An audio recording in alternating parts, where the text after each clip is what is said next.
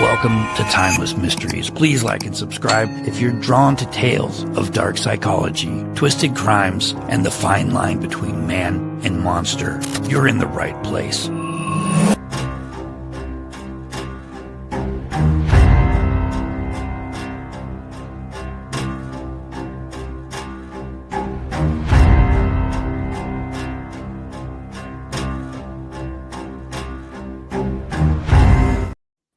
Hello. Hello.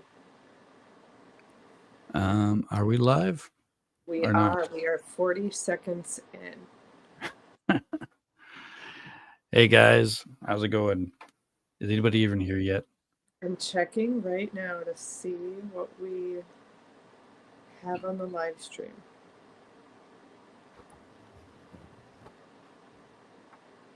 And you're looking all good in a suit, and I am in a hoodie and sweatpants. I could have changed after I got home from work, but I decided I'm not going to. Maybe I won't fall asleep. Well, they liked it on our last live, so I guess I like to wear it's going to suits. be your signature look. Hey, riding down the rabbit hole. How are you today? Oh, one of my favorites. Okay. So today I don't actually have a big plan of what we're going to talk about. I was thinking we could watch one of my better videos that got a lot of views. And I say better, but it's not really better. I think it has a AI voice, so I don't know. Somehow it did better than all my other videos. And even though the video itself isn't even that great. So what did you find out about Chris Watts? Did he okay. Did he so yeah, transfer? Rabbit asked how we're doing. I am doing okay. You're going to notice I'm sounding a little weird today. I have pollen issues. How about you, Rob? How are you doing? A little tired, but I'm still Right. good. But it's Well, only we 7 p.m. here, so. Yeah, we jumped on because there are some rumors circulating that Chris Watts was moved into a different prison. I was just chatting with Rob that I do have a source inside the Wisconsin prison who has told me no, he remains there in Wisconsin, so he was not moved. And it's tricky to find this information out because Chris is such a popular inmate. He's not listed on their website. Yeah, I tried looking too. I think you can find out if you have the right information through like the FBI websites and stuff, but I don't know how to do that. His prison number will always remain the same, no matter where So he transfers prison.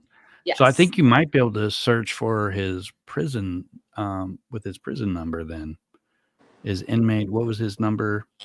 Oh, you know what? We could find out in my video that I was going to share with you guys.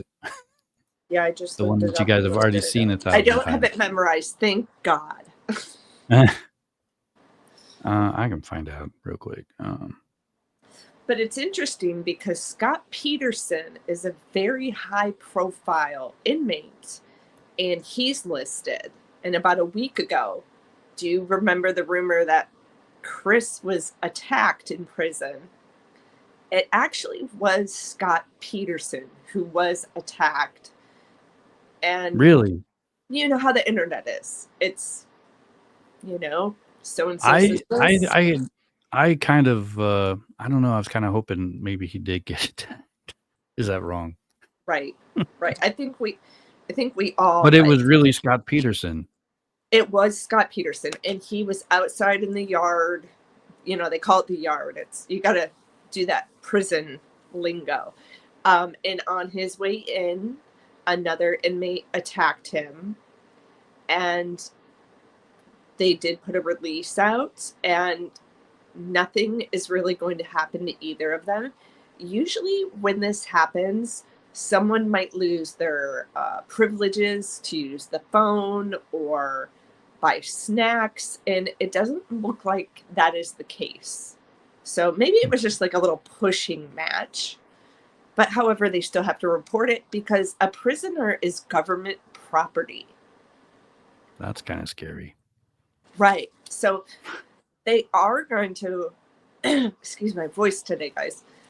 They are going to try their best to protect him because let's say Chris does get attacked, his family could sue the state of Wisconsin for a wrongful death suit if he died because an inmate attacked him and they didn't protect him. Well, if that were to happen, it seems like Shanann's family should have, be able to sue Chris's family for that money Oh, if yeah. they could. I would think it would go straight to the Rusicks because I can't imagine they've been paid off fully either. Yeah, that's, I don't know. That just seems wrong if they could sue the prison if something happened to him. It's Nothing unfortunate would it happen to him happens. if he'd never murdered anybody. He wouldn't be in jail. Well, I'll tell you, when I worked in the newsroom, I would get several calls from family members saying that their husband or brother was being mistreated. And it does happen in prisons. It does.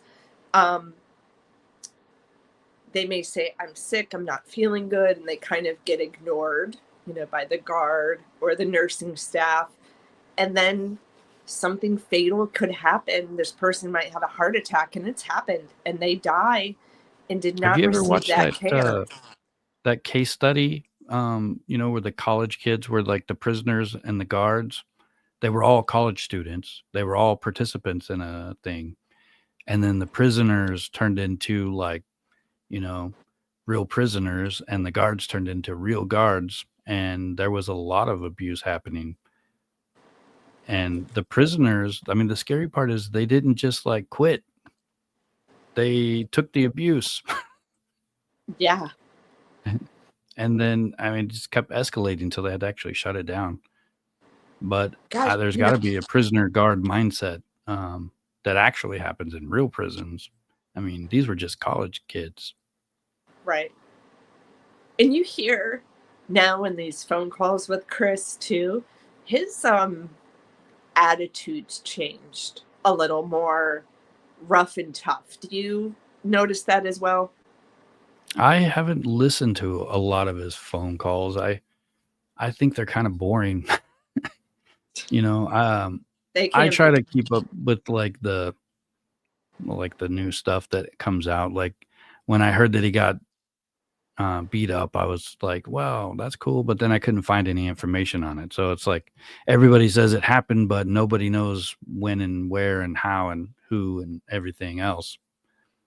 Right. And you have to just kind of get lucky with, I mean, had Chris been in a different prison, I probably wouldn't have been able to get any type of information because he is not, even as a person in the public or a journalist reaching out, he's not listed. So you have to know where he is to write him or request his visitor logs or what he's buying and things like that. So I just happen You to be know, lucky to know someone who was there. I did kind of look up why a prisoner would be moved, and there's obviously the safety concerns. If they're getting lots of threats from other inmates, high profile or offenders, they are high risk targets. I mean, they're most likely to get targeted because, when you're in prison, I guess everybody wants to be the scariest guy there and they're going to take on the scariest, high profilest person.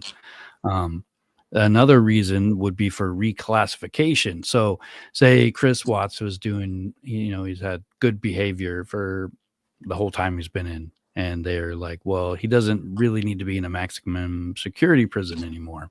So they could move him. Um, there could be some kind of besides the reclassification, there could be more safer um, things in other prisons, so maybe his safety is a concern. Maybe this particular prison isn't the safest place for him, and maybe another one is more accommodated to handle his type of, um, you know, person because he's a high profile murderer. Right. Um, and then there's like these um, the interstate corrections compact. It's like an agreement between states, and this is it's like a reciprocal arrangement allowing them to house inmates from another state, and it's done for the inmates' protection.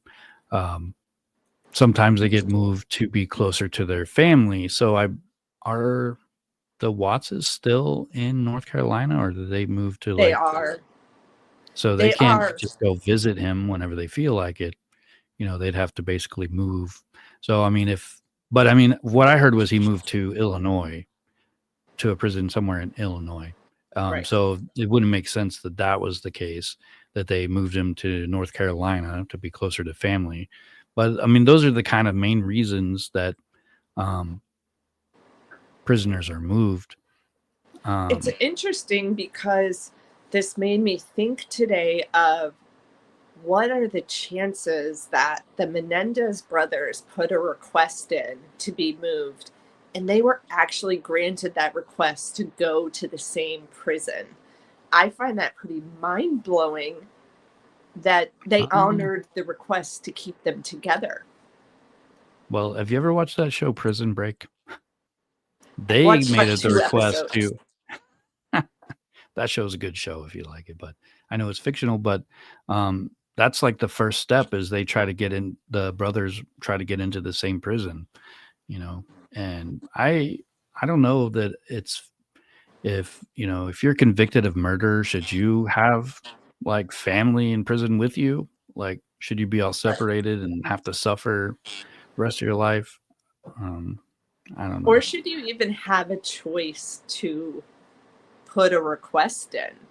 You know, Well, unfortunately, they all have rights, right? and there's protocols and laws, and they've got attorneys that all kinds of things that allow them some things. So Some freedom, right? yeah, I mean, at least they can try to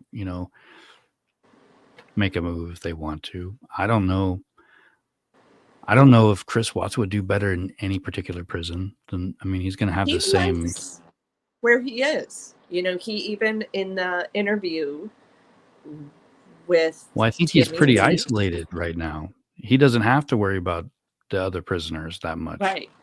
I think there's about 10 people in his unit, and a lot of them are ex police officers who got in trouble, and of course, you can't have a cop in there with other inmates. That's a target right on your back, right there. Or people who have physical disabilities who might be in a wheelchair serving time, or people with serious mental issues but don't belong in a psych ward but need more supervision. So I do believe there's about 10 people on the unit, and definitely I've heard two police officers and someone who's physically disabled. So he is, chit chatting and has conversations and some time with these people, but not like general population um, Mm. access for his own good. But he seems to like where he is, and that I think is a lot unsettling for all of us to hear him say that in the police interviews. Like, oh yeah, I like it here better than Colorado. It makes us be like, nah, send him back to Colorado then. Right. You're supposed to be suffering, man. Why are you having, a good day? Right. Yeah. I don't know. I think if I was in prison, I would want to be, in a situation where I don't have to deal with the actual, like, dangerous criminals that like to just, beat people up for fun. But hopefully I never go to prison. Right. That's our goal, right? I think so. I mean, I don't have any plans to go to prison, but some of these people, you're like, you should have known better. Right. Rabbit Hole Um, says, I don't feel like you should have a choice. I think we agree with that. hmm.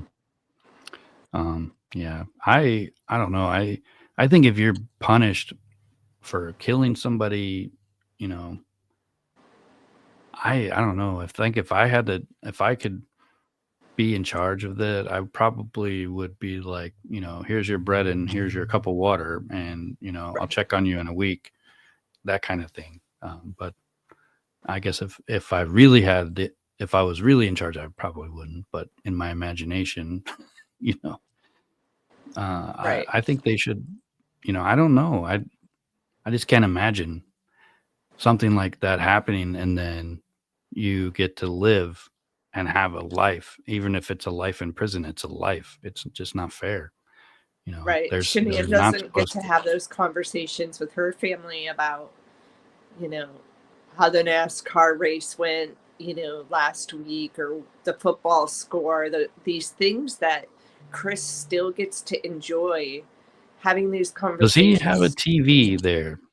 Does he got cable? Does he got He an has Xbox? access, but he doesn't, from what I've heard, he does not have one in his cell, but in the general area, if he were cleaning, like doing his janitor job, he could access watching it, while he's sweeping the floor or whatever. But actually, I meant to try to figure out if they're allowed to listen to the radio. Like, I wonder if you're allowed to have a radio in your cell so that you could. I'm I was sure even thinking, there's got to be a list of what they're allowed to have in their cells based off of the type of prison part of the. I don't know, because because I imagine him getting to listen to his favorite band, Metallica. I was like thinking, I wonder if he'll ever get to hear it again. And then I thought, well, shit, maybe he is allowed to have a radio in there. he probably is. I've heard that they not in this particular prison, but I've heard prisoners, they get like gaming systems and radios, and they can have like a certain amount of number of books in their cell, and like pictures on the walls. It's like a little Right. dorm room, with a lock on the door. That's the only difference. They say a cart comes by every couple weeks and will have books on it. And I always wonder if they are able to request the books I or. think they can buy books and have them ordered, but they're Wow. probably only allowed to have a certain number of them at a particular time. So say they bought 4 books, and they're allowed to have 4 books. So if they bought a new book, they'd have to donate one of the books to something else, to someone else, or, send it somewhere so they could get a different one.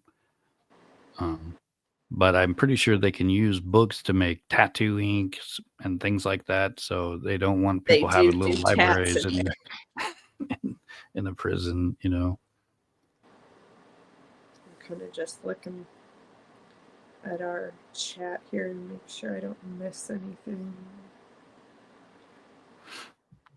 But yeah, I was thinking today I would play one of my videos just to kind of look at how my Yeah, videos let's look do that. before We've before I addressed the started loss. doing my own voice.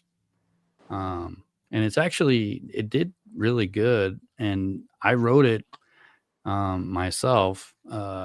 And I think the story is really good, and I think that's why it did so well. If I Yeah, can let's do it. find it, I'm looking for it. Apparently, it's Someone on writes, most prisons allow TVs and radios in the cell. In fact, there are manufacturers who make clear TVs to prevent them from hiding contraband in them. I'm a retired corrections sergeant. All right, Cowboy, can you give us some feedback on what you feel are maybe his conditions currently? I don't know when you joined in on the conversation, but Rob and I were just discussing that there was a rumor that Mr. Watts got, I shouldn't even call him Mr. You can that call him Mister. Watts, He's still. You can call him inmate. What was it? I yeah, looked it up. that Six. family Oh man. annihilator was moved to a different prison. Inmate 674796. That's You his got it. inmate. That's his number for life. Yep. So He's no there longer Chris was Potts. speculation that he moved, and we kind of addressed that at the beginning of the live if you jumped in, but we've been talking just about prison life in general. So offender Watts is what he said we should call him. All right, we're curious what you think his conditions are like right now, Cowboy.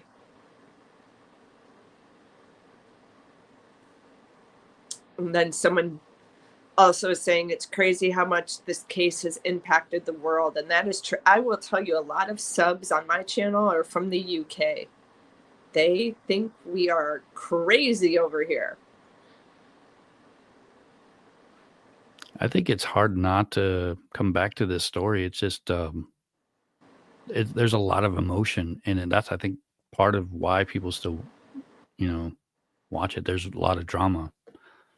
And the whole term Watts Island, God, I think there's so much truth to that, because it's like you can leave and go out on your raft for maybe a couple weeks, couple months, but you're always going to drift back to I've shore. never called it the Watts Island. I get why they call it Watts Island. You're stuck there. You are stuck there in a circle, spinning round and round, walking around this island, boggling your mind, trying to figure out what's going on. You can go out to sea for a little bit, but you're going to come back. Well, what I'm finding on Watts Island is there's a lot of fiction, and that's There part is. of the interest. I think I try not to, you know, just make stuff up, or like, Right. I still don't believe that video with the two people in the driveway is actually two people. I think I we really do need don't. to do that video. I got someone who emailed me and said, "Oh, you guys," I don't mean to do a voice impression, but they were like, "You guys need to look at that." And I said, we'll play the video out there that is the raw from the police, and then we will play that clip that people are showing. And Rob and I were discussing, you can easily Photoshop things and put AI together. So we should definitely do a Not even video. with AI. It's real easy to just, like, you could literally take that driveway footage and delete the background, so you only have the guy walking on the screen, Right. and then you can drop that on top of your other image, and then you can, make it bigger, smaller, lighten up the shoes, whatever. I mean, it could be real. It could be. I've always It been could be. suspicious about Nichol Kessinger. Always, like, from day one. I've like, the first thought I ever had was, "Oh my god, she helped. She did something right. She did something." But, um, I don't know. There's a lot of little things that could add up to something, but, I mean, I don't know. I think that evidence, if it was real, police would do something. They would have to investigate it if it was real. So, I don't know. I could be wrong. Um, Well, I think we owe it to our subs to take a closer look at that video for sure. And Rob and I are also working with a private investigator, um, kind of discussing that video with Nichol Kessinger and working with this PI who has some technology to figure out if people are being deceptive. So in the future, we're definitely going to roll something you out know with what? I think that. we should, if he could really do that, can he do it live, you think? And then we can test it out Yeah. on you and me and see if we're lying. Yeah. We Yeah. could He play, told like, me he wants me to come in person actually and do it. And I said, okay. So don't ask me anything. You're going to get I me in just don't trouble. know how lie detector tests can actually prove anything. Right. And he's saying this video analysis, you don't even have to be hooked up. I mean, literally, we just send him the audio It just clips. reads your, like, micro expressions and It knows. And I think it makes sense because now they're able to tell when people have diseases too, just by voice analysis. And I think this Um, JT Ward is the gentleman that Rob and I have been chatting with, and just did a video with him yesterday. Um, he wrote President Trump this week because he wants to bring this to the United States to be used just as much as polygraph tests are. But I did ask him, and he doesn't really have the answer yet. But how will this hold up in court? Right? I mean, Well, it'd probably be just like lie detector tests, right? I mean, right? those things Which, are sometimes admissible, sometimes not admissible. Like, how much weight does this evidence really have? And if you watch shows like I do, I watch, CIA stuff. They're always saying all you got to do is like squeeze your core, and then you can fake a lie detector test, or they ask a question and in your mind you think of are apples red, and and you answer yes to that question in your head and not the one you heard. I don't know. I think I, that's I another thing we need to do. We need to get a polygraph. You we know we what? need We to need find out. Tammy I want Lee. to. I mean, I don't know. I think I could at least make up something interesting to say that sounds real, and see if you could tell it's fake or not. The whole science behind it, I find very interesting. And I, Well, gosh, is I it feel like, AI that's is it AI, or is it actually like reading your heart rate? Because that's what a regular lie detector does. Is no, how much. he sent me an entire article on it, and I told him I would do a whole video on it, once we actually, do an interview with him in person, because he's the expert, and I don't want to speak about this technology yet, but it can detect lots of different things just by your voice. And I think the science in that is crazy, how we could maybe be using this to solve cases in the future. Well, a tool is a tool as long as, it's backed up a little bit by science. I mean, if you think about the lie detector test in the Chris Watts case, I don't think it would have been admissible. I think the defense could have fought it. It was coerced, a coerced confession. They probably could have, that could have went really bad for Tammy. Whenever the way she did everything, she's like, "Well, this is it. We know for sure. We know, Oh, you yeah. know."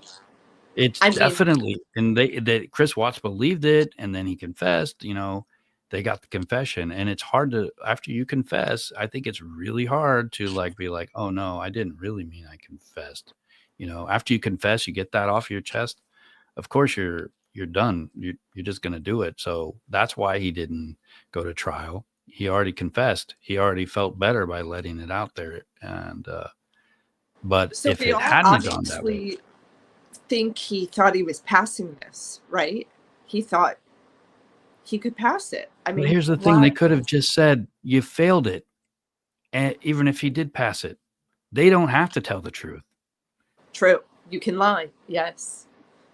They Oh, can like, there's a like a gray area with the coercion thing, and they got a lot of leeway, whether it's, and it also depends on the judge that it goes up against. Like, the judge says, "Oh, this is coercion," then it's coercion. But if you get the right judge and they think, well, we're trying to do this, and I guess it's still within the allowable limits, then you're good.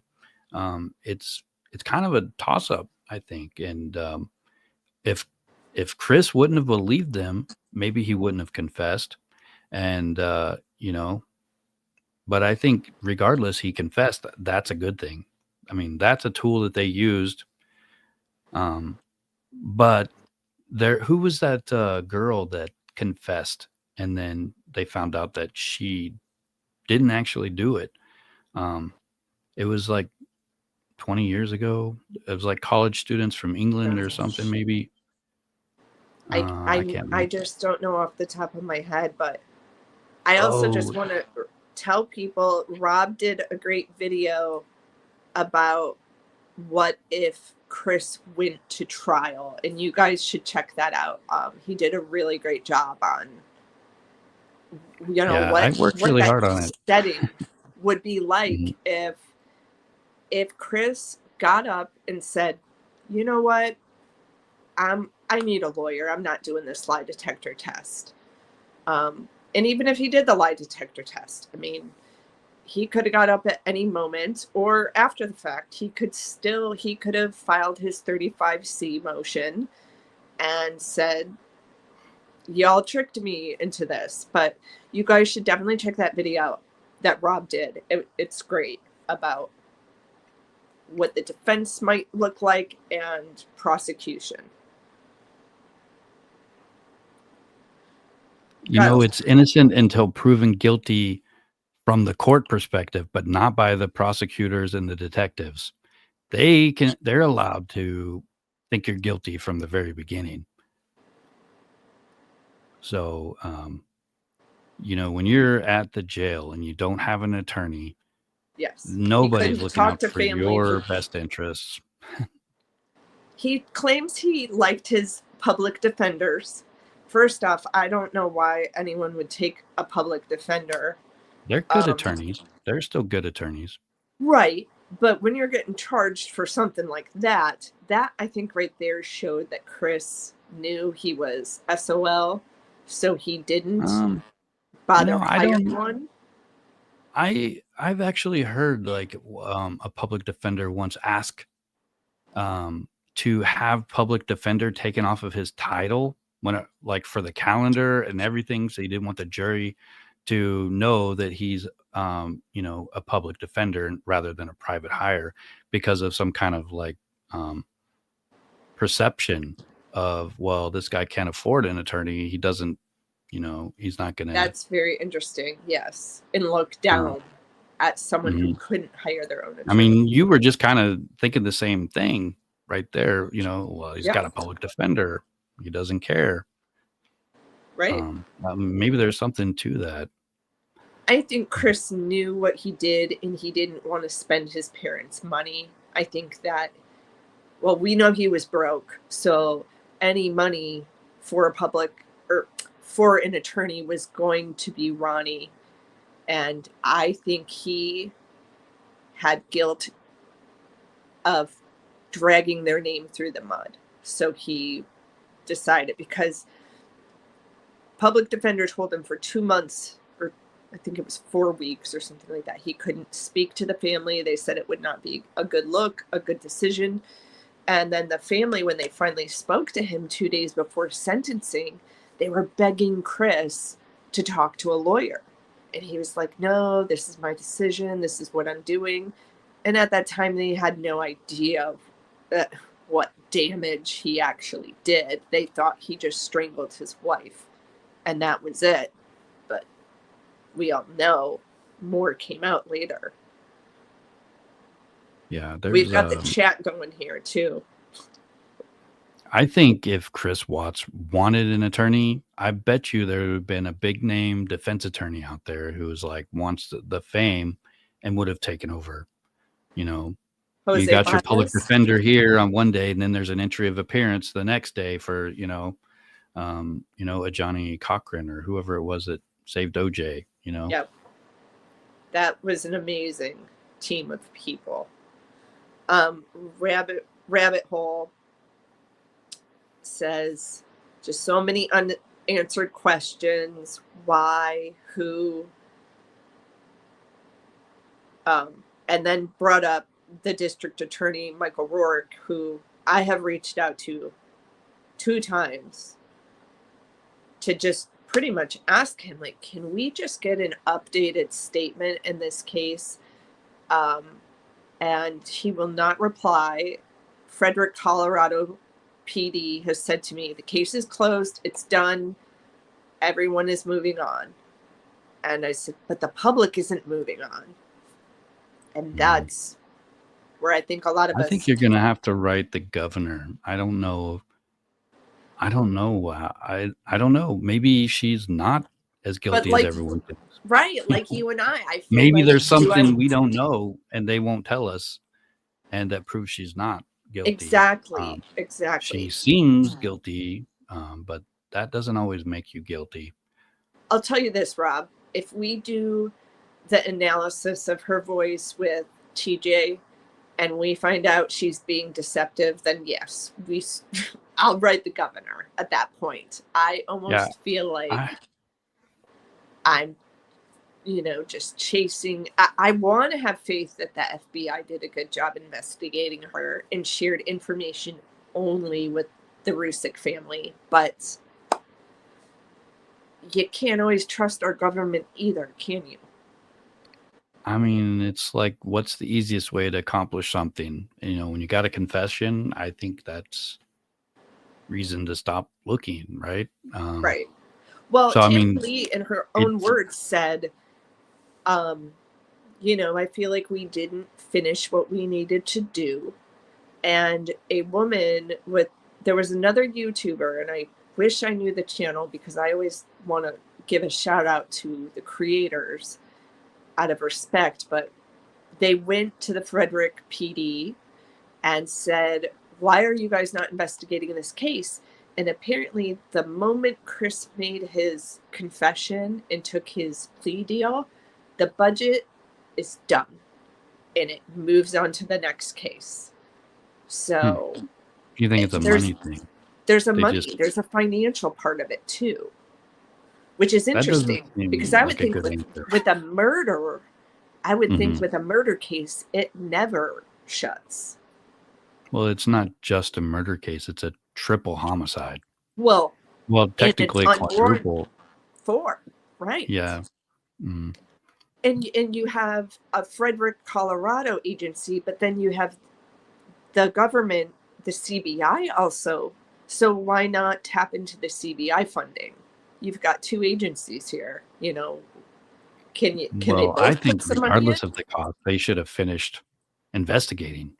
They should have finished fully, just to make sure that he's not just making a false confession to protect somebody else. But I really don't think that it's a false confession or anything. I just think there's more to it that nobody knows yet. Right. For whatever reason. And like our chat, we've got people saying, Nichol Kessinger, of course, we all know that is kind of why this story continues. And gosh, I wish they would have strapped that girl to a polygraph, because maybe that would end all the questions. I know a polygraph is not 100%, but if you don't have anything to hide, why not just do it? Out here with sorry, guys. I just clicked something. Just putting her up there. That's her. That's who we're talking about. Yeah, that is her. This, guys, is my video that's coming out this weekend. But there's something in here that I think you guys might like. If I could skip to it. Yeah, if you guys haven't checked out Rob's videos, he puts so much. This part right here. These are great. So this part right here is really good, guys. Just watch this real quick. I didn't mean to actually interrupt you and start this, but I clicked it and I didn't mean to. But her connection to the case. Am I in trouble because I deleted his text? You're not in trouble. I didn't know what was going on at that point. So, does that cause question? There is, but is it criminal? No. Is there concern that you're hiding something? Potentially. That's why I want them, or I wouldn't be asking for them. I know. And you can see right there. Is there potential for us to wonder? Yes. That should be enough to investigate them. And, right here, they're like, well, you deleted everything on your phone, but I get it. It's okay. And then she goes all happy mode and starts talking. I'll let you guys watch the rest of it. You've been upfront with me about everything. I don't have a concern that you ever told Chris, I don't want you, go kill your wife. No, or no. Get rid of your kids, or I don't want to date you if you have kids. None of those things ever came out of your mouth. We've talked about that. Yeah. But until those text messages that are deleted are there, and all that, it's just speculation. But it's kind of like, why did you do that? And I get your excuse. I understand what you're saying, that on Tuesday you realized who this man was and what he had done. You didn't want him to be part of your life anymore, so you got rid of it. I didn't even want to see it on my phone. It was freaking me out, because I remember I had deleted them, and then he sent me another text, and then I deleted that one too. Right. It said Nichol left Chris. Yeah. So that's my little sneak preview for this new video that's coming out. I'm But excited for that part of that video is exactly what we're talking about. Why didn't they investigate it? And the guy right there said, "We have reason to investigate you." And they Here's didn't. the thing, too. Did they get everything off of Chris's phone? And why are all those text messages not released? Right? Like, if you know, even though she deleted everything, not everything, but most of the conversations, they got it from Chris's phone, is kind of what they were Well, pushing on we her. also don't know what they were able to recover because you Right. can recover deleted stuff off So a what hard do we drive. know? What are we not seeing that they know to say, Well, hey, what we're I've done heard, investigating you? it's all like sex talk and nude photos, Right. and that's And why here, it's not being put into public side. that interesting clip you just played is always, I feel, the interview that we don't watch as much or pay close attention to. Her dad is not there to protect her. And I believe that was the second interview she did, because the first one where her dad is there, they're interviewing her as, hey, you're coming in. And I feel like that second interview that you just played a clip of is a little bit more aggressive, a little more of an interrogation. And how come dad is not in the room now? Well, that's probably why he was in the room after that. I think if he would have pushed harder, he would have got different answers. Absolutely. Instead of saying, you know what, I think I get it. I understand why you deleted everything. And it's okay. I don't get it. I don't believe that's not Coder doing the interviews. I wanted to see Coder and Tammy Lee interview Nichol, especially Tammy Lee with Nichol. Two female dynamics would have been interesting to see how Nichol behaves with Tammy Lee versus a male. Yeah, I've heard several people mention that the reason why she got away with it, whatever she did, if she did something, was because of her looks. That guy let her out of that room because he was attracted to her. Kevin, yeah. And I mean, it was Kevin Kovac. That's who it is. And, they're calling him by first name. I mean, there's some type of friendship or relationship there. And I also do want to debunk I get very irritated when people write, oh, Nicole's dad was a cop. Nicole's dad was with the FBI. Dwayne my Kessinger. favorite's the Freemason or whatever, the like Knights Templar stuff, Right. Dwayne is an He's the electrical Illuminati. engineer. He is just not Yeah, in any high I status couldn't even find out if he power. was an engineer. I think he might have just been an electrician or something. I Right. mean, the He weird does thing have is an there's not a lot engineering. of He information has out an there. associate's degree in engineering, but he is not some high, powerful, wealthy individual. He does own some properties, so that is, you could consider him maybe an investor in real estate and able to get his hands on some money. But people speculating that he is like, okay, if we're going to talk about Colorado, you talk about the John Bonet, the Ramsey family. Now that's money. That's money. The Kessinger What was the family ransom did note not. in that? $118,000 was the ransom note. That was the same amount of money that he got for his Christmas bonus. The biggest Christmas bonus I've ever got was like $100. That's the biggest. That's Ramsey money, though. I mean, if you guys haven't checked it out, $118,000 for Christmas bonus. My God, that's Rob insane. has a good video on that, on the Ramsey case, and I do hope we talk about that one in the future too. That is one. And what is with Colorado? I've heard the term murderado. Well, I still think California is worse. California is still worse. Pretty bad. Florida is pretty bad. Yeah. Yeah. The more the population grows, the more crazies there are, unfortunately. Yes. Just checking our chat. Yeah, lots of people are concerned with with her truck being spotted there. Also, something I didn't ever notice before in the police body cam video, Nate pulls up on his camera that you actually see Chris Watts's car coming down the street versus being parked out front, and him Yeah, just kind of it like, does seem weird, right? right, like, It's like, why where did he is your drive car? from?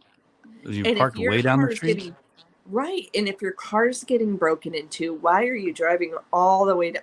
And Nate said to the officer, I told him he could park in front of my house because I have a camera. And Chris said, no, we have a Ring camera. Or whatever it was. I think it was a Ring. But he said, well, we got a camera too. Don't worry about it. But then parks the car down the street away from the camera. That doesn't make sense. Well, I've lived on a street where sometimes you have to park down the street because somebody's parked in front of your house, because other people live on that street, Right. But I did also think it was weird that he actually drove to back in. Like he came from somewhere, Yes. it looked like. He came from down, and that's where people are speculating. Did he pick up Kessinger? Did he drop her off or whatever? I mean, we could go on and on about those theories, but I have never seen like the back of the house and where they would like come in from the back if they drove into the back alley or something. Because I like have a video people have of them. mentioned that she was in the backyard, or she came in through the back. She went through a basement window and all these things. When you see that, Rob, it's going to blow your mind. I'm going to try to find that clip. There's a whole nother subdivision that was being built back there in 2018. You can park a car in the back by that fence. I'm going to look at this video real quick while you're maybe pulling up your video so I can kind of show you just how easily it would be for someone to park a car behind that fence, like right there. And I'm not saying she did, but I'm saying I was very shocked how easy it would be to do it if you wanted to. Yeah. Did you guys want to watch one of my my best videos? It's only about 10 minutes. I can let it play. Yeah, throw it on. And while you're doing that, I'm gonna find this clip, and then maybe we can kind of show that after of what the back of the Watts house looks like. Okay. Yeah, I'll find that. So this is an AI voice. And, I used to use AI voice all the time when I made these because I was afraid of my own voice, really. I thought it was easier, and technically it is easier to drop a Word document into an AI and then it translates it into a voice. And I really loved this voice for my first like 50 videos that I made. But I've been thinking about remaking this video with a talking head, myself, and my own voice. But I think had a you lot of fun writing this story. But I'm going to go ahead and play it.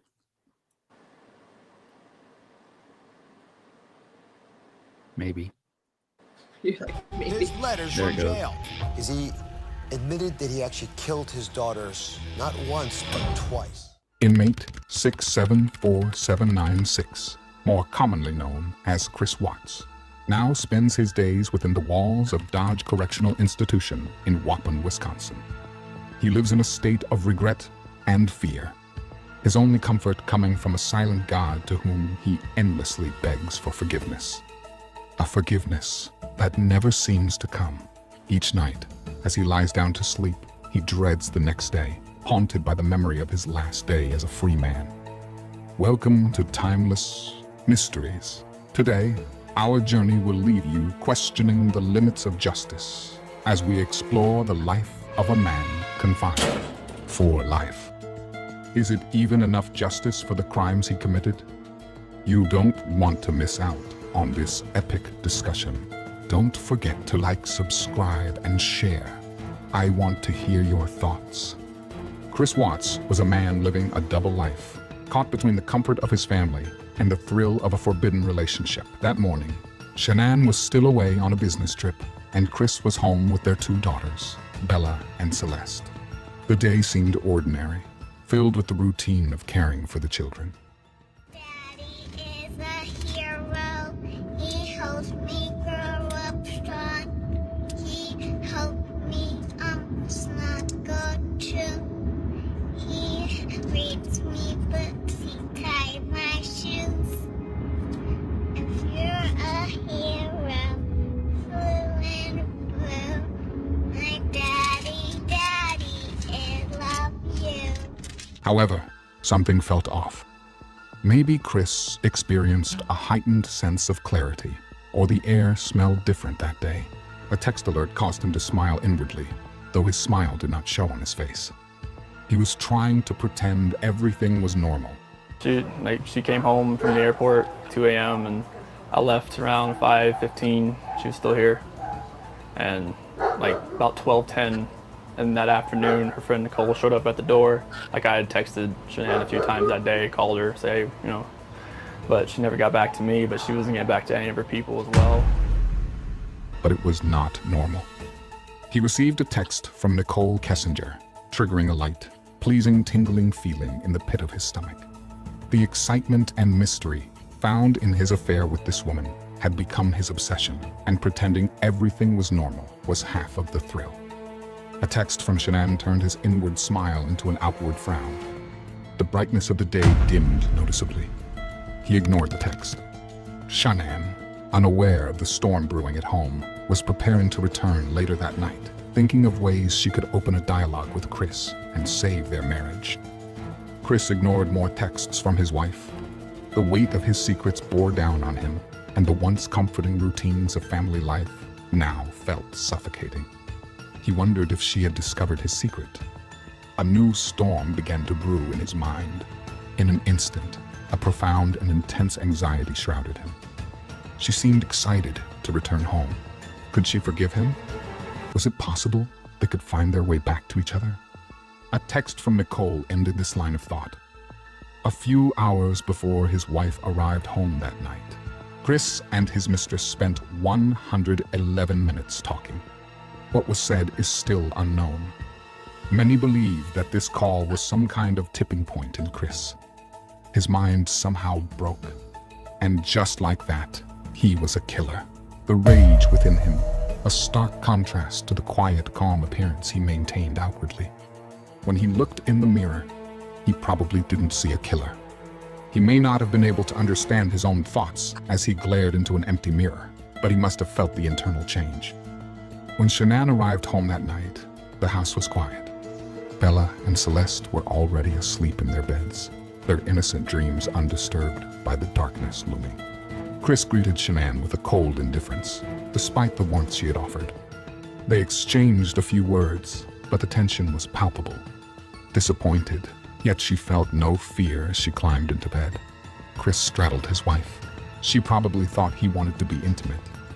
He stayed there for a long time, staring at her, her mouth moving, but her words silent.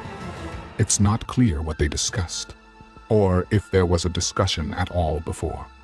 In his broken state, began to clench his hands and strangled his wife to death in their bed. Perhaps it was an instant reaction, and he remained there after she was dead, looking over her for an unknown amount of time. His daughter Bella woke up. Did she see what happened? "Is Mommy okay?" she asked. He loaded them up in his truck and took them to the last place they'd ever see. Christopher Watts has pleaded guilty to killing his pregnant wife Shanann and 2 young daughters, Bella and Celeste, and their unborn son, Nichol. He ended their lives too. Research on inmates serving life sentences reveals that they often experience profound and chronic feelings of guilt and remorse, frequently haunted by the memories of their crimes. This, combined with the psychological concept of moral injury, leads to deep inner conflict and self-condemnation. The isolation and monotony of prison life only exacerbate these intrusive thoughts.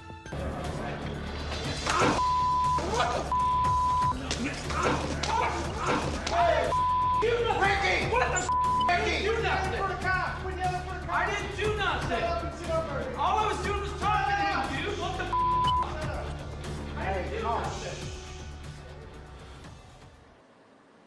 causing vivid nightmares that disrupt sleep and contribute to a continuous cycle of torment. When I got locked up, my twins were 8 months old.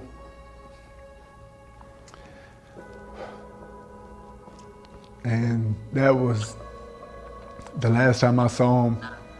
I wrote them letters like every week for the first 20 years I was here. And by this time, now they're all adults. Living with the relentless struggle to cope with the irreversible harm they have caused. A torment of his own making. Within the walls of Dodge Correctional Institution, Chris Watts faces a relentless punishment. Each night, as he lies on the thin, unforgiving mattress loosely laying on a hard frame, the haunting threats of unimaginable pain echo throughout the prison walls in crystal clear clarity. That is nothing compared with the memory of the night he took his family's lives, replaying in his mind like a horror film on an endless loop. There is no escape, no reprieve from these scenes that haunt him.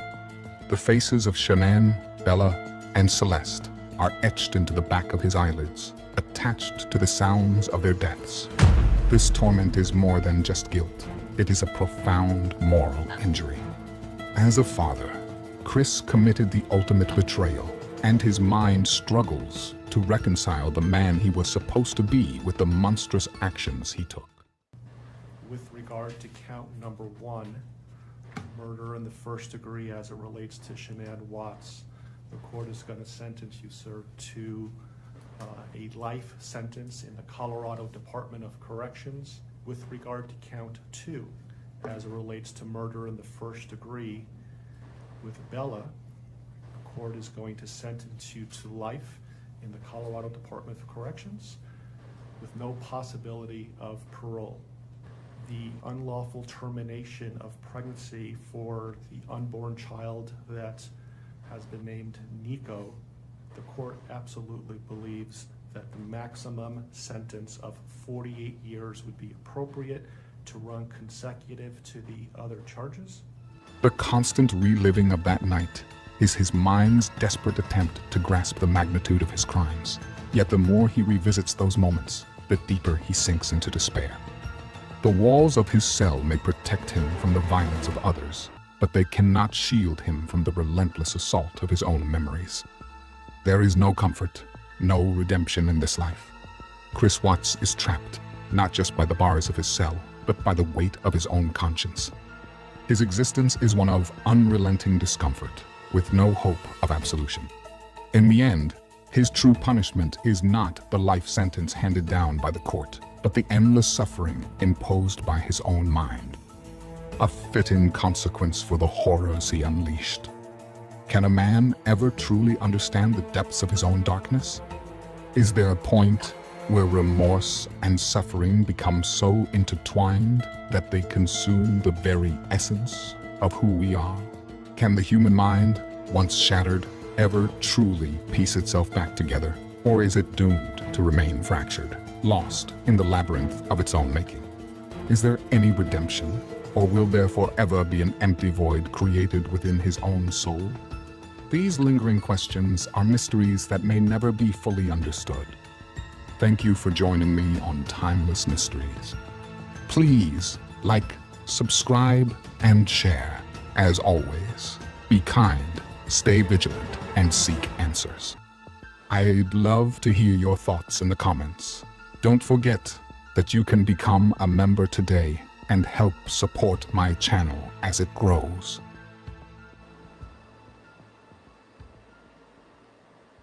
I think we can all agree Rob's voice is better than the AI guy. I love that AI voice, though. I love it. It sounds I like used it for Morgan so many Freeman. videos. You guys don't know this, but I had a ghost channel also, and I had like 85 videos there, and I had like, 70 videos on timeless mysteries that weren't even true crime, and I've removed them all, but they all used that voice. Well, I'm always encouraging Rob to apply to like read audiobooks because he just has a a great voiceover, and the chat is agreeing with us. Well, I actually feel better because using my own voice, because like there was one time when you use AI, it doesn't always work the same way every single time. And there was one time I could not get that stupid AI voice to say Nicole.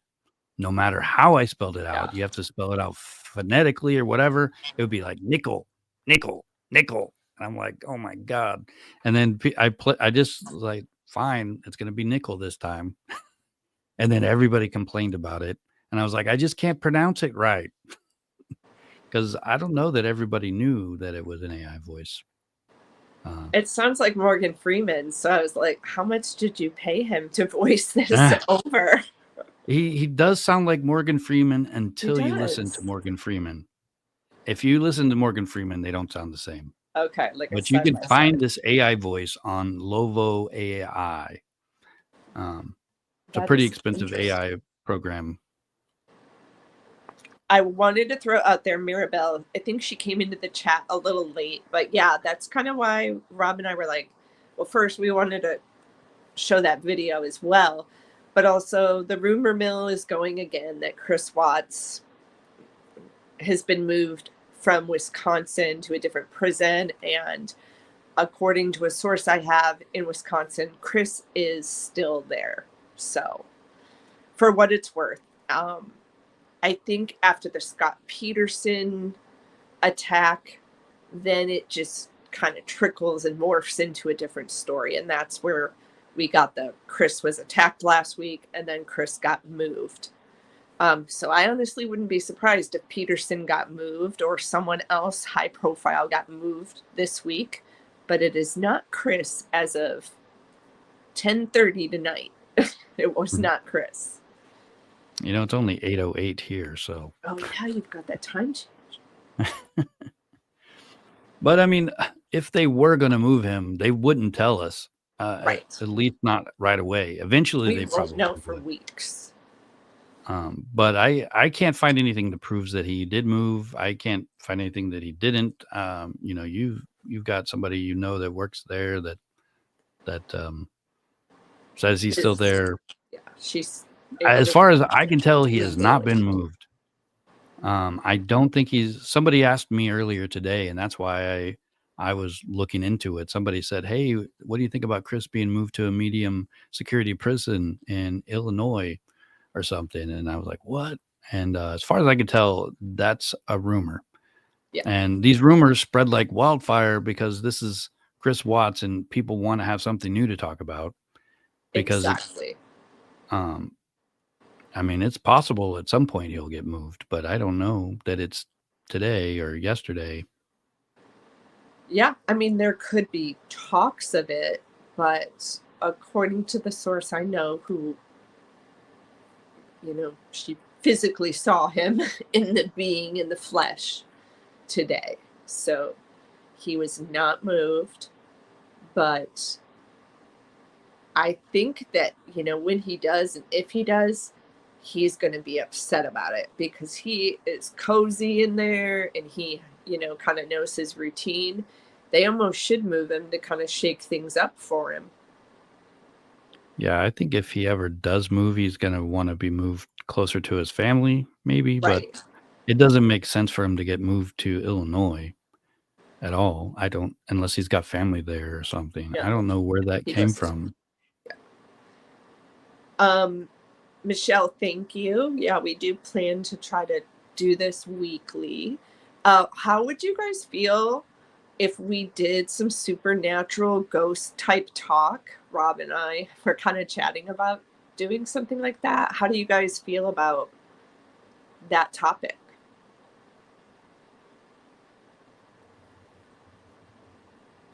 What is the name of your other channel too, if they want to go check out? There's nothing really on the other channel. I actually removed everything, but it was Dimension Beyond the Veil. I think you could search it with @Phantom Seeker with 2 R's. Like Timeless Mysteries is with 2 S's, so it's @Timeless Mysteries. The other channel is Phantom Seeker. I'll write it out here in the comments, maybe if I could figure out how to do it. Chat is saying let's do paranormal. Let's do the ghosts. So yeah, maybe we need to have like. Oh, you guys, I do have like a few videos on that channel. Let me see if I can pull it up here. Hold on. And there's shorts that I made last year for Halloween. I came up with this cool oh wait, I can't lose this page. Actually, before we do that, let me play this video of the backyard. Oh yeah. So I sent Before I that to you forget. around 9:23 is when we get to the backyard. In the beginning, he does drive through the front of the subdivision. We all know what the front of the house looks like, but this gentleman did a drive around to the back, and I was amazed at how easy it was. I mean, to hop the fence. Oh, that's the first video. The second one I sent you to kind of shows you. Is this one that you sent? Pay attention at the end of this first clip to the swing. It's not moving at first. I got back out of my car like maybe 30 seconds after to realize that swing started moving. Just watch both clips. It'll show you where it wasn't moving. But I think that bottom basement window is what somebody was telling me about, how the window was unlocked all the time, and that's how Nichol Kessinger got in the house. That's probably got to be the window. But why is the grass so dead in Colorado? Isn't it green there? And that swing is moving by itself. Did anyone else see that? That's what he's saying in that video. Oh, is it got sound? Because I can't hear anything. Oh, I'm hearing you. You don't. No, I don't. Maybe it's. Pay attention at the end of this first clip to the. Hear anything, but it's probably just the. And I don't know. Pay attention at the end. Let me see if I can find the other one. That is so interesting. Everyone says I can't hear the music. I hear the music. I thought the clip you were playing had music, and that's where I was. No, I couldn't hear anything at all. The second clip I sent you at 9 minutes and 23 seconds is really good of the guy driving through the backyard. I found you said 9 minutes 35 seconds. I want to know why no one else heard the music except me. I'm creeped out now. What was the timestamp again? 9 minutes and 23 seconds. Okay. Oh no, Colleen heard the music. She said she couldn't hear you talking because it was so loud. So yeah, the person who made there was no music playing here. I haven't figured out all of this stuff. I'm using StreamYard now, which is a little better than what I was doing the first couple times. So I can actually figure out how to show stuff now. But I don't know why it wasn't playing the audio. It had subtitles that I turned off too, but the music, there was no like speaker or anything. Yeah. But that swinging by itself though is kind of interesting. I didn't mean to pull that clip because of the kind of paranormal of it, but it's interesting. We were just talking about should we do paranormal, and that clip was the swinging by itself. But in the second clip, it just shows you how different the neighborhood is. And back then, so could you guys see this picture on the screen yet? Yes, I see it. So this is him driving into this subdivision, I believe, behind the Watts house. And what is this gentleman's YouTube page, just so we can give him a shout out? Let me go look. Jonathan Lee Riches, aka JLR. Yes, JLR. Yeah, but I don't hear anything at all. But I know there's volume. But there's definitely an audio. Let me turn on the subtitles. Maybe nope, they're unavailable. But if you can hear the audio, I'm sorry, I can't adjust it. There's really not much audio to this one. He's just kind of talking. Okay, now he's going to get out of the car and he is going to back it up and show us exactly the Watts house. here, he's turning. Now, remember, all these houses weren't there before, so it was even easier to get back there. So then now, look, these are he's the going to new take a houses. left turn 1, here. And 3. we got a froze. Okay, there. He's going to take a left turn, and the Watts house is right there. It's crazy how easy it was to get to it. All right, so he's going to turn here and pull out. Now, isn't this crazy? That's his backyard now. That is their backyard. They've got a parking lot in their backyard. Now, I don't know if the parking lot was there back then in the videos. Well, I don't think it's supposed to be a parking lot, but it looks like one to me. Right. Before, this was all just land because they were building it, but that doesn't mean the roads weren't paved. And I don't care. You could take dirt to get back here, but look at how easy it is to access the back of that house. Yeah, that's pretty easy. I don't like those kind of fences. You know, if I have a fence, I want it to be, 8 feet tall and made out of bricks so nobody could see over it or through it. That was interesting. And I would hate this, whatever that is. It looks like a parking lot. Right. But I can't live too close. I call those houses past the sugar houses because you're so close to your neighbor. You literally could stick your hand out the window and give them a cup of sugar. But that's what Shanann liked, I guess. She liked that neighborhood. She had to have that house. According it's to a nice Chris. house. Yeah, I mean, they're and gorgeous. Nice community. I don't know why anybody wouldn't want that house, before somebody got murdered there. Oh, right. And that house has been sold twice now. That is something we need to kind of look into, Rob, and I didn't bother looking into it, but the house sold for another time in October of 2024. I have a video talking about that, and nobody seemed to be interested in it. Really? I got a couple people who were like, "Oh, yeah, that's cool," and then they started like talking about ghosts and things, and I'm like, like, that's not what we're talking about here. Yeah, they sold, I think it was about 20 grand under asking price. They wanted $725 for it. And this time, the agent didn't post a whole, welcome to your new house, blah, blah, blah, blah, blah. I could only imagine international investors buying that house, not a person who wants to move in there and live there, because it didn't work out so well for the Miller family. I mean, it's probably, if you think about it, price wise, it's going to be cheaper, right? Right. And if you're not afraid of ghosts, no. Rabbit, the Millers don't live there anymore. The Millers are divorced now. And if you search if you search the neighbors, search the Millers, Chris Watts' house, I feel bad for these people. People requested from the Frederick Police Department, there was a domestic dispute between them, the Miller family, where he slapped a glass of wine out of the wife's hand. So the cops came and he got a charge for child abuse because the kids were in the house when this happened.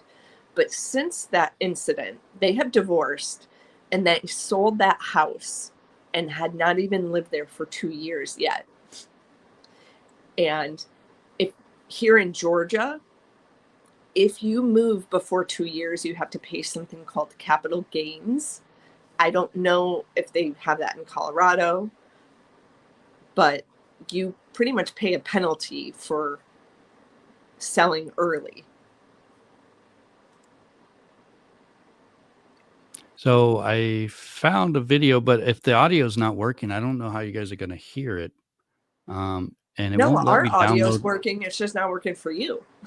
Oh, okay. Well, as long as you guys could hear it, I'll let you watch it. It's only 4 minutes long, but this here is my channel, my other channel. And I had a lot of videos on here. They were all terrible, like very terrible. I'm not even sure how this channel got monetized, but I took everything down and I was actually planning to do something with it different, but I haven't really had time. I've just been writing so much that I don't have time for 2 channels, and I don't know. I'll probably eventually do something with it. One of my kids wants to be a YouTuber. Maybe I'll give it to him. One of these days, Yeah, I'll same have with a you. team of minions to haul all of this gear. But tonight, it's just me dragging thousands of dollars worth of equipment through this frozen gym. Night Mute, Alaska is not living up to its reputation. The locals warned me not to stay, said, "The ghost girl hates outsiders." She giggles, and then she screams so loud your guts feel like they're being ripped out from your body. Yeah, right. I'm not scared of fairy tales.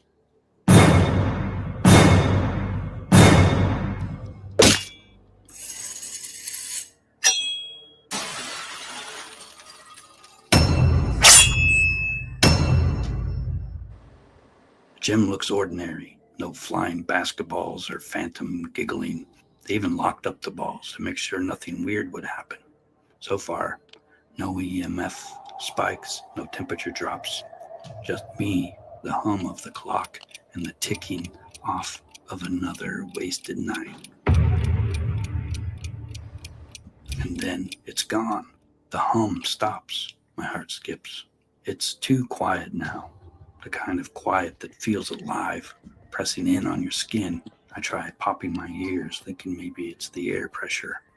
I rub my hands together to warm them and glance at the EMF meter. Still nothing. Maybe I'm in the wrong business. Then I hear it. A faint tap. Like a chair being scooted across the floor. It echoes from the locker room.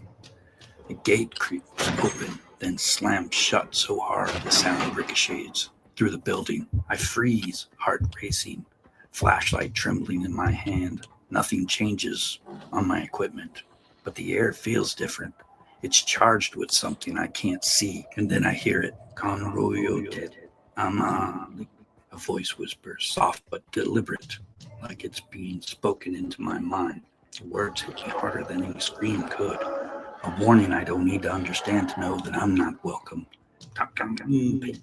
My breath catches. The temperature plummets. The meter light flashes red, but I can't focus. I'm too scared to think. I spin the flashlight towards the far wall, just as a basketball flies across the room, slamming into the backboard with a deafening bang. The ball bounces once, twice, bang, bang, bang, until it rolls to a stop against the wall. My throat tightens. Those balls were locked away. The EVP recording crackles violently as if something is trying to speak through it. My hands shake as I reach for it. But before I can grab it, the air gets thick, squeezing at my lungs. A giggle echoes through the gym, soft and playful, just out of reach. And without warning, it morphs into a maniacal scream. The sound so sharp it feels like it's peeling the skin from my bones. My gear crashes to the floor as I fumble trying to grab it. I trip. The video recorder screen blinks to black and everything scatters around me. And then silence. I look up and I see her. She's standing in the shadows. Long matted hair covering her face. Arms slack at her sides. She points to the door. My heart feels like it's about to explode, and I run. The next morning, I return to gather my things. Nothing is out of place. It's as if nothing had happened at all, but I know it did. Before I leave, I glance back at the gym one last time, and that's when I hear it. A giggle, soft and sweet. I don't stop. I keep walking. I may not have the proof I was hoping for, but now I know ghosts are real, and I don't want any part of it.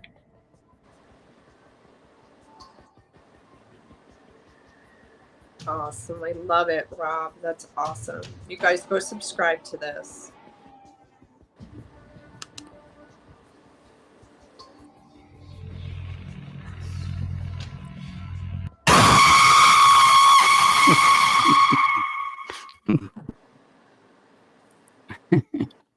I discovered a low-stress way to earn online that doesn't require.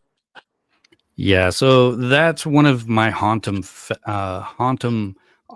Fest videos. I was trying to do one, 3 to 5 minute video every day for the week up to Halloween.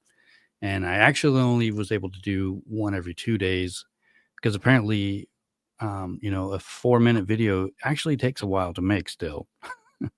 But it's a real haunted place. It's not real. Like I never been there. So I just told it that way because it was fun. And I was trying to be, for Halloween, I was trying to, tell scary stories.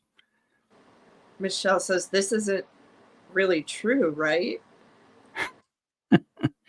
The basic history is true. It's haunted. There's a ghost girl in that auditorium. Well, there's another haunted place in Alaska that I want to say it's Whittier. I've got a video of that too, but like I said, I deleted everything off of those videos were actually on Timeless Mysteries, by the way. But nobody was watching them. And before I like niched down to true crime, I had ghost stories, conspiracy theories, historical mysteries, missing persons. Like I had all kinds of stuff. And I enjoyed writing all of it, but nobody was watching it. So I feel you. I sometimes get frustrated. I met Rob a month ago, you guys, and it's just because I relaunched my channel and I thought his content was cool. And I said, hey, let's collaborate and go live together. And his writing is so amazing. It made me laugh because Michelle said, you're very descriptive. And sometimes Rob will send me snippets of things he writes, and I'm visualizing so much that I can't keep up. But I mean, his stuff's great. And it gets frustrating sometimes when people are only interested in watching the Watts content, because it does take a lot of energy and time to put into the other topics and content. So, well, I keep making them because I enjoy doing it. They're good. I'm finding it harder and harder to write about Chris Watts, though, and I just refuse to make stuff up. I just can't. Right. And I just can't, like, I was going to make a video on that video of the driveway with the two people. I just cannot believe it's real. And so I can't go there. But I can retell it as many times as people want to hear the basics of the story, Right. I think we should do a live and show the original video that was released, and then the video that people are slowing down where they see a person, because it does look altered. Because I watched back in 2018 when this case happened, I watched it over and over and over again, and I never saw someone walking. Yeah, you got to look back at the footage from like 2019, right? Like from the news channels, and then you could see a difference. Well, the And government then somebody will be like, gave it "Well, the out. FBI zoomed in and made it all clear," but really, why isn't it on the FBI channel? Right. I It's mean, on when you somebody's channel. request, when you do video requests, which I do a lot with these agencies, and also like it costs money because they send them on a CD because they're that old school, some of them, and they do that because they want to be a pain sometimes. Sorry to you guys, but you do it to be a pain. So then they charge you money for the CD and the postage. Now, I worked at a news station when when Chris Watts was going on, so it was sent to us. But I watched the video over and over again and never saw a figure.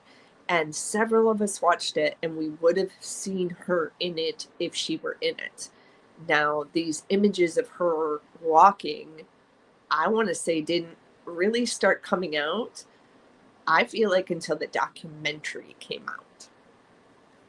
Yeah, I've been saying I want to like figure out a way.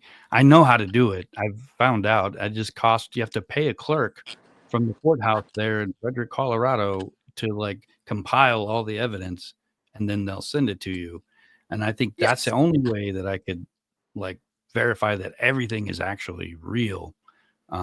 because everything's been, uploaded onto YouTube, and then people borrow that clip, and then the next And person, alter it.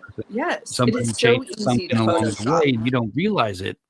And yeah, it's I don't know. I don't want to spread rumors, but I do find Nicole Kessinger suspicious, and I have from the first time I've heard about this case, the very first time.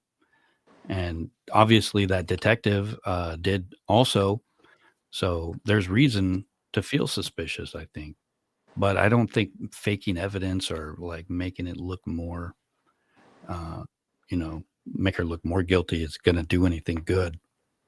Right. And if they actually were able to figure out who tweaked and altered that video, she could sue. If, I'm sure they people are finding could, it. Yeah, honestly. absolutely. Defamation suit. The Yeah. chat's talking about the paranormal Watts videos. Maybe we Oh, I need haven't seen any of those. I kind of did one when I did one on the OTO about Nicole Kessinger being part of this satanic cult.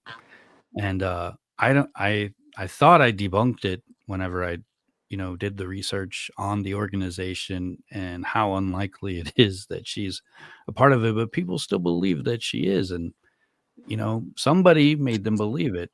And maybe that person knows more than I do. I don't know. But it doesn't seem real to me. I know the OTO is real. They are a satanic cult, but they are not out murdering people. They're not out like the solstice and stuff. Like there's this whole sacrifice story Yes. that everyone was sacrificed on this certain day because of this such and such thing. But if you actually look at the dates, they don't actually match up perfectly. So it's somebody's imagination, really. Colleen in the chat is asking why was her father allowed? Because she wasn't being interrogated. She was being questioned, and at that time she came to them to offer insight on her knowledge of the case. They did know about her already because Anadarko tipped her off. Someone in HR told Nicole that Anadarko gave the police the emails between you and Chris, and that's why she initially came forward. But she came with her dad because she had every right to at that time because she's not a suspect. Yeah, but don't they always say that you're not a suspect, even though they're still like, the unofficial interrogation is a talk in a closed room, I mean, that's how it happens in the movies, at Well, least. the first was at a park. They talked at a park without the dad there. And then when they asked her to come back in, she probably got nervous and said, "Can I bring my dad?" And they said, "Sure," because they didn't want her to shut down. Because at that time, they're looking for bodies and they don't know if they're going to get answers. So they're trying to play her game. And then you notice the clip Rob showed a few moments ago where dad is not there. That's the third interview with police. So dad got kicked out after, That was after or before? That's after. That's So the third interrogation. Well, it's not an interrogation in their eyes. It's questioning. yeah, I can't believe he said that, "Oh, well, we get why you did it. It makes sense, so it's okay," basically. I think it's even more suspicious than ever, especially the way her voice changes when he starts to like let the pressure off. The tone Yes. of her voice is different. Like all of a sudden, she's getting all quiet as she's talking, and then he says that, and she gets all like, her voice bounces back. I mean, I don't know enough about body language and tones, but it sounds different to me. I notice it, so I imagine Agree. other people notice it too. Um, It'll be interesting if, TJ can run that interview for us and just let us know. He said he can pinpoint areas of deception. So if she even says to us, "I didn't know he was married," he'll be able to know. I mean, we already know that she knew, but it'll be interesting for the technology to show us when she's lying as well. but she's never questioned in the sense of, were you there that night? Or where were you? Yeah, She well, at least we divulges don't that, hear right? that. You know, She's I like, did that "Let's find video where Jim." I I I really talked to a prosecutor who told me that, you know, they can alter the public record whenever somebody goes into witness protection. They can edit out the part where they tell them everything, and then, you know, that part gets locked away in the vault inside of another vault, you know, where somebody who doesn't even know what they're putting in the vault puts it there, something, you know, and it made sense that if they were going to hide that, I mean, that makes sense to me why they wouldn't want to investigate her because they already know what she knew. They just don't want to tell us what it is. But everybody's since then has told me that, well, she's definitely not in witness protection. And I've actually looked into witness protection and I found out that it's, well, there's other names for it. Witness protection, what we hear of the most is the federal witness protection. And that's completely different. But every state has their own version of something like that and various different kinds of things. But they're the witness protection or the protection in that sense isn't always forever. It's only temporary sometimes, a lot of the time, actually. Because if you think about it, they got to pay somebody to live out the rest of their life if they took it on forever. If they On can't our even tax afford to dollars. do the investigation, how are they going to afford, you know, somebody needs at least what, $4,000 a month to live and be comfortable? That's a lot of money. Minimum wage in Alaska is like $11. I don't know what it is everywhere else, but I yeah, do a believe she's protective. still working, you know, remotely. Or she even said in that interview that she could go work on a oil rig all by herself for months at a time. So from what Well, I've heard, why she's hasn't still in anybody seen Denver. her? That's the big question. She's not Yes. on any footage. And, you know, I looked into how somebody wipes themselves off of the internet and you can do it. It just costs a lot of money. You know, I think at first there's like a large sum, and then at minimum it's like $10,000 a month. And if her rich electrician father is paying for that, I mean, I don't know how it's possible. Like, I think even she's if making I think bank. her salary was what, like 60, 70,000 or something. No, I that mean, she was had a good job. Chris's. That was Chris, though. How much She did could she be make? making I mean, more because she was managing a team of men. You know, yeah, that's I mean, not she had a hard. good job. Yeah. So, I mean, but even if she made like, I mean, I don't know. I can't imagine making $10,000 a month myself. You know, that's 100,000 a year, 120,000 a year. Um, I don't make that much. I Yeah, couldn't I afford mean, it. she's regardless. There's some sort of I've been wondering protection. about this mysterious friend that nobody's allowed to talk about. Jimbo? Is like some rich guy who's just like, you know, best friends with her and just wants to give her free, like, you know, delete her from the internet on a monthly basis forever with some large amount of money.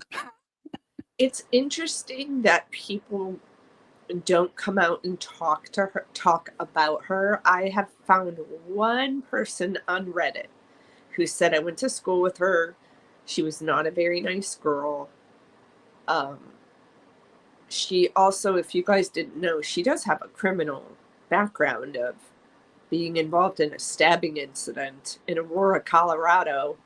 If Have you you do, seen the police record, or how do you know yes, it's real? Because I haven't seen because that. I requested it from the Aurora Police Department. However, I signed something saying I will not profit off of my report, so therefore I cannot make a video about it. But yes, so I'm gonna send you right now her mugshot, and you guys can do the digging yourself. But there was a stabbing incident where she was connected to in Aurora, Colorado. Google Kessinger mugshot, and it's gonna probably come up.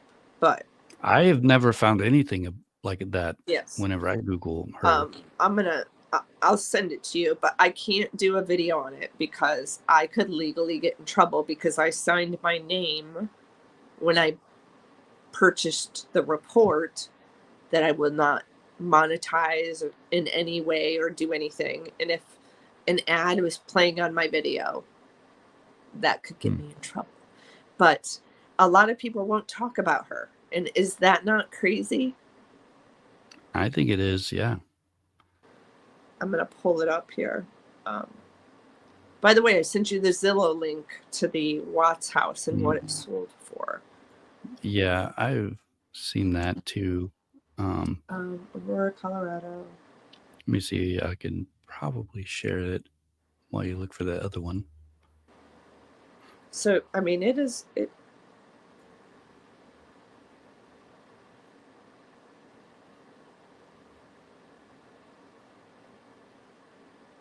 Whoops. I guess I have to click the link first.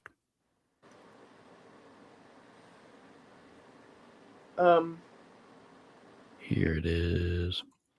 We'll look at the house. Okay. And then I found our mugshot too. I mean, I can show you guys the mugshot.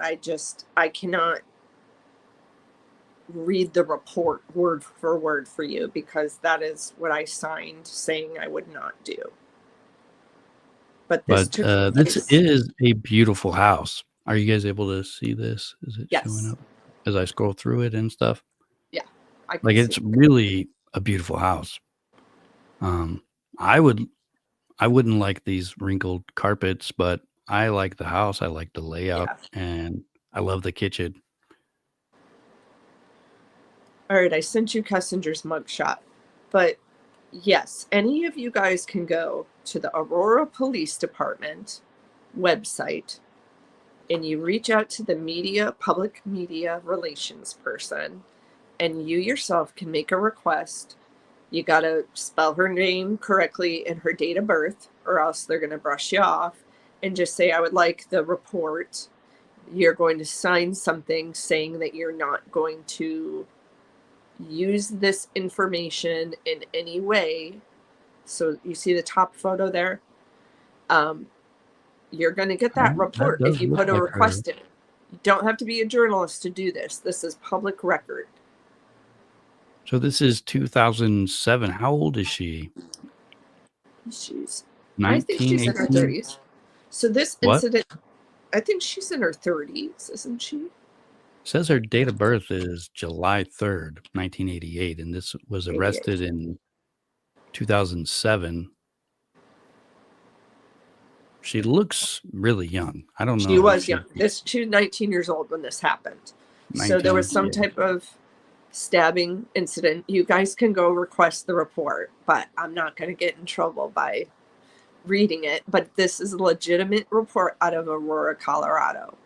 And I don't know why it's not talked about that much, but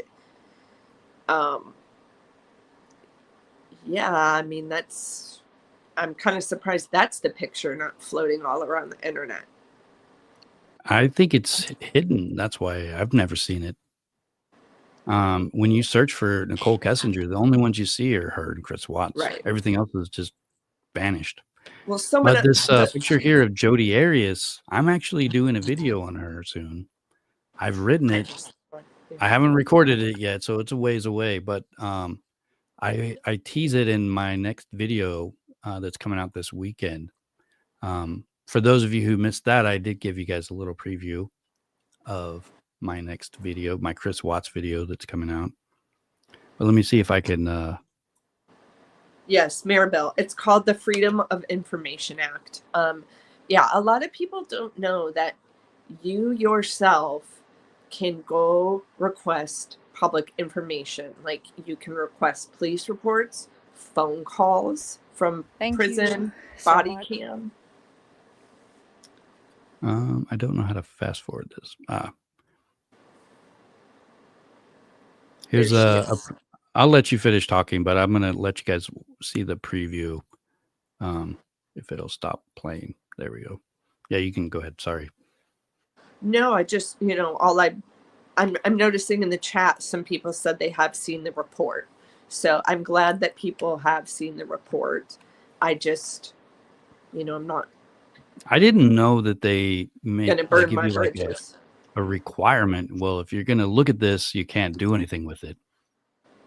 I didn't know that was even a thing, but that makes a lot of sense with all the stuff that everybody says they've seen that I can't find too. Which also doesn't make sense because when I worked in news, we also had to sign it, and we're putting it on television, but yet we're selling advertisements, right? While you watch a newscast. Mm-hmm. So I probably could get away with it, but I don't want to burn bridges with any police Something I've been agency. thinking about is I know that reporters always love to get the picture of the inmate with his handcuffs and in custody. Yeah. But isn't that like before they're actually convicted? That's not allowed. It's not supposed to be allowed anyway, from what I've read. But they do it anyway.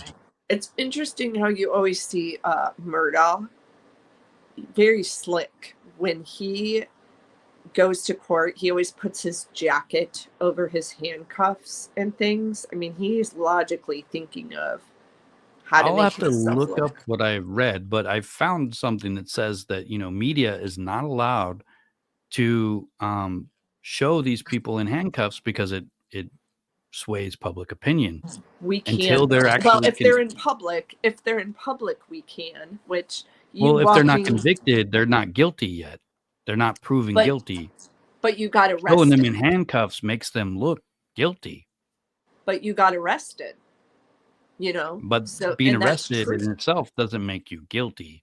Well, you got to be careful the way you word your script then. If I'm showing a video of you on screen with handcuffs, I probably should say accused so-and-so, accused murderer instead of convicted murderer. Or, you always got to watch the words you use in a news script because news stations get sued all the time too.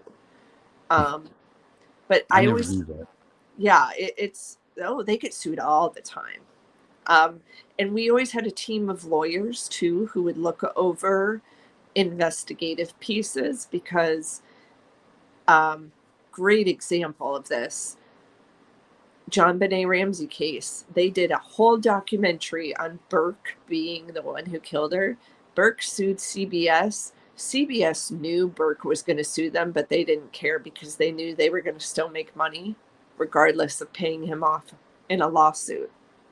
Yeah, see, that makes me a little sad because I remember the first time I heard about, well, maybe the brother did it. And then I'm like, well, even if he did do it, why would the parents cover it up? Because he wouldn't have gone to jail for his entire life. He was 9 years old or something, right? So he would have got counseling and, been in, whatever they put young kids in that do stuff like this. And then hopefully, rehabilitated him. I mean, I'm just saying, if he was the one that did it, it makes little sense that the parents would cover it up. Right. Why hide it? If it was an But accident. the CBS News clip, they actually got the kid to smash a watermelon or something with a baseball bat or a flashlight. I can't remember which. And like, he looks like a killer right then when he does that. It's scary. And somebody should have prevented that, I think. The kid but it was just trying to goes to swing as show hard you as he possibly could. how much money they knew they were going to get sued. They had an attorney look over the script and they still went with it. I mean, they took the risk thinking, we will get sued, we'll pay him out, but hopefully we'll bring in enough profit that it doesn't matter.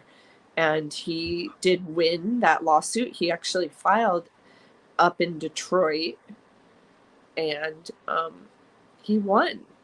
And I wonder if But Burke did he could really win? His reputation's ruined forever. His life's been ruined since he was his 9. his emotional, it's just ruined. Like, he'll never be the same.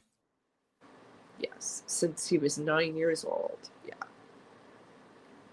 Yeah, it's really sad. But yeah, guys, I made another Chris Watts video that's coming out this weekend. It's probably not my best, but it's actually pretty good. I got a lot of good clips in it. But I just wanted to, since we had a little picture of Jodi Arias, I thought I would share a little preview of the preview that'll be coming out this weekend. So make sure you watch it again all the way through, because otherwise YouTube will think it's another crappy video. But I'll just play this little bit here. Until you see how Jodi Arias turned a forbidden attraction into a living nightmare. To the trial of an Arizona woman who's been charged with brutally killing her boyfriend after he tried to break up with her. She stabbed him, get this, 27 times allegedly, shot him as well allegedly. And Jodi Arias could now be facing the death penalty. On a fateful night in 2008, Travis Alexander's home became the stage for a violent showdown. He was stabbed nearly 30 times, his throat cut ear to ear. Then a gunshot silenced him forever. Was it jealousy? Was it obsession? Or did Jodi truly believe she was fighting for her life? As always, stay kind, be vigilant, and always question the truth. I'll see you in the next video. But that case was one of the first cases I actually followed from the very first day. And I really, wild. Yeah, I just can't imagine. Like, I didn't think she did it. 27 times. Like, That's rage. it's more than that. That's insanity. She's making money off her art in jail. I did prison. Yeah, I've heard that. I made a video about that, and I'm not gonna lie to you, as you guys know, I'm all about the crafting on my channel. She's good. She's a good artist. You know, the funny thing is, she could have just found somebody else, just like, you know, Chris Watts could have got divorced and found somebody else. You know, he would have found out that Nichol Kessinger was just a rebound, and then he would have found somebody else after that, and like maybe been happy. And everybody would still be alive and living their ordinary lives, and nobody would know their names. But yeah, he's, you know, there's this little insanity factor that nobody can really identify that happens in these few cases. You know, I think most people get to that, like, whenever they're raging, you know, you get to a point where you just like, you get so mad that you're like, wait a second, this isn't right. And you stop. But some people don't. Right. 27 times is, you know, that wasn't even enough because she had to shoot him too. And think of how exhausted you would be, even like doing that 4 times. You know, like, I don't know, that adrenaline must kick in or something. I mean, I can't. Have you ever watched MMA at all? Like, they talk about gassing out. You know, these people who aren't fighters, they gas out in the first minute or two. I don't know. 27 stabs is going to take at least, 30 seconds? I mean, maybe 45 seconds. But that is a lot of energy. And she was fit, but was she in shape? You know, like, she was thin, but is she working out? Could she have, like, I mean, did she just like collapse on top of the bloody body and just like lay in the warm blood, you know, before she got up and like pretended to call the cops or whatever she did? No, she got into her car and bought gas and put it in her car so she wouldn't have to stop for gas, and she can get somewhere faster. And like, build I mean, gas tanks up. Yeah, it's insane. And she looks normal. And I say it almost every single video that I make now. They hide in plain sight. Like, I was almost cliche to say it, but it's like, it's so true. It's just weird. I was talking to my chiropractor the other day. I was like, you know, it's just weird because I'll be looking, you know, walking to the store.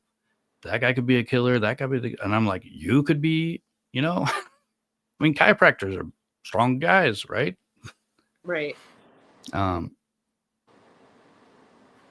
But yeah. Yes, Laurel, I agree with you. I think in all of these cases, there's something mentally wrong with the individual. And I think we see that, obviously, you know, with people like Ted Bundy, Dahmer, Jodi. There was always something wrong, but then something made the situation implode to what it became. I don't know if it's impulse, because some of them are very like meticulous, and they actually wait. And I'm working on Israel Key's video, and I watched probably 4 or 5 hours of interview footage of this guy, and he totally creeps me out. Like, he's different than all the other killers because he wasn't killing for anything other than the enjoyment of killing. He didn't have like a pattern, he didn't do weird things like only pick up, this type of person and kill them this certain way and collect this little piece of something like every other serial killer before him. He would go and look for a house that has a connected garage, something that he could easily sneak into the garage to get into the house to like capture these people. And then he would load them up into their car, lie to them, tell them everything's going to be okay. I'm just going to rob you, and we're going to do it this way, and they take them out to some place and then kills them. But then it's not over, because then he takes their car and hides it in a parking lot like 20, 30 miles away. So there's like, they find the car, the police will eventually start looking for them, right? And they find the car like far, far away, and nobody knows that there's even a crime, because this guy is that creepy. And he sits there in his interview and he says, "Hey guys, if you give me a cigar, I'll give you a name and a body." What the heck? Like, he's just like in handcuffs, or like he's like chained to a chair or something, and he's got his feet up almost. He's like reclining in his like rolly chair. It's scary. It's just scary. I think he's scarier than Jeffrey Dahmer, who before I thought was the scariest. Yeah. Dahmer's got a different level of scary for sure. Almost how He's just so slow and creepy. He takes his time. He doesn't care. Here, have a drink of this nice, yummy beer that's laced with all these medications. It's going to drug you. You're going to, collapse any second. So just hurry up. Take it so I can drill holes in your head. He was making zombies, like literal zombies. So he could have like they were sex science slaves or experiments. something. Right. Like, he was using them for horrific things. And they, once you drill a hole in their head, they're lobotomized, and they're not dead, but they're not alive at all. That guy gives me nightmares, like really does. And the fact that it's real and it's not just a script, right? It's not. It's a person's brother, husband, wife, you know what I mean? Like, these are people. It's very sad that it's real. Yeah. I think, if you think about the victims like you should, it really will make you emotional real fast. I try to think about the why, not the how, because if I think about the how, I think about the victim. It's sometimes I need a break from true crime. Watch Takes something you to funny. a dark place. Absolutely. Yeah. Well, you guys, I had an awesome time. It is almost about to be 1 a.m. my time, so I'm going to dip out. I don't know if you're going to continue, Rob. No, I'm gonna get out of here too. It's 9 o'clock, and I gotta wake up early for work. And I haven't even got out thank of you bed. guys for joining us. And now that we know you're interested in the paranormal, we'll start brainstorming some ideas Oh, you for know that what? too. Let me show you before we go, if I can pull it up on my Canva and show you that video I showed you last night with those little orbs that you're talking about. I'm like, I have these pictures everywhere, and it's like always around my kid. I think it's a when he good was a orb, baby. though. That's the vibe I get. Well, I don't know what they were, but I was always freaked out. And then I eventually just ignored them because, you can't see them until the camera's on. You don't, it's not like it's bugs and you feel them flying around. Let me see. But this was my son as a baby, if I even... Oh, here it is. So let me see if it'll let me play it through this, because I don't want to download the video. But I'll play this last thing. You guys can tell me if you believe in orbs or not. And if you think they're ghosts or, you know, people from other dimensions poking through the reality barrier or whatever. I don't know what they call it. Yeah, I think it's going to let me share it.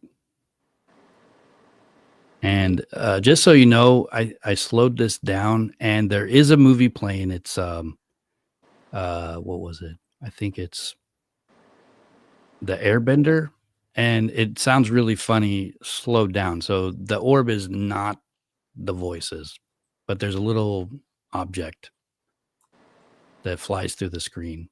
Yeah, it looks like a little gnat or something. It looks like a gnat, but it's not a gnat. And then I think this is the other one. That's the one that really shows it. These are not flies, guys. This is just stuff floating in the air that only my camera can see. And that's my adorable little baby, Max, when he was learning how to use a potty. And he's only, I think he was like 9 months old. 10 months. No, he's over. He's about a year and a half. Hey. But he flushed the toilet. It looks like he actually pulled the top off. And I'm like, what'd you do? And he comes running away. But Mirabelle, I agree with you. Mirabelle says your kids are protected. That's the vibe I got from it too. Like, I'm not saying I'm psychic or anything, but if I like intuitively just like close my eyes and what came to me, I told Rob that I think it's like a grandmother figure who's like just there to protect. Well, he has seemed kind of protected. This kid could run on the back of a couch. You know, there's nothing on, like, he's not like running up against the wall at the back of the couch. It's just like a couch. It's like flying down it like a tightrope, and he never falls off of it. He could jump from like, you know, these high off places and land on his feet. Like, he's lucky, a lucky kid. And one time, you know, you always tell your kids, don't run with sharp objects. Don't run with the fork. He's running with a chopstick. And I hear his mom say, don't run with a chopstick. And then I see him come around the corner, and then he crashes into my leg. The chopstick bounces off my kneecap, you know, and it hurts really bad. And then it bounces up onto his eye. And like in a second, he goes from like happy kid to bloody eye. And I thought he had poked his eye out. And I couldn't even, I don't know. I was freaking out. And long story short, it only grazed like his cheek, hit his like cheekbone, bounced over the top of his eye, and gouged the top of his eyebrow. And he's so lucky. And this kid has adorable eyes. If you'd have poked one out, I mean, it would have just been tragic. It would have been like, no. He has got light brown eyes. Like most people don't have, like brown eyes are usually all brown, but his are almost yellow. Wow. But anyways, guys, thanks for joining us, and go check out Crafted Evidence. She's got a cool channel too. And hopefully we'll do more of these live streams. I'm getting more comfortable with them. So I think like imagine me in a year from now. I'll probably be doing a lot better. Right. Like maybe I won't interrupt you so much. I'll anticipate that lag. You know, I don't mind that. I don't mind it. It feels like talking to me, you know, but I guess if we're doing a show, it really should be your line and my line, you know. Imagine a TV show where everybody just interrupted everyone all the time. You never hear anything, right? That's the view. But it'd be real life. Yeah. Anyways, guys, it was a lot of fun. Yeah, check out my new Chris Watts video that's coming out this weekend. And yeah, I guess I'll see you. See you guys in the next one. Yeah. Yep.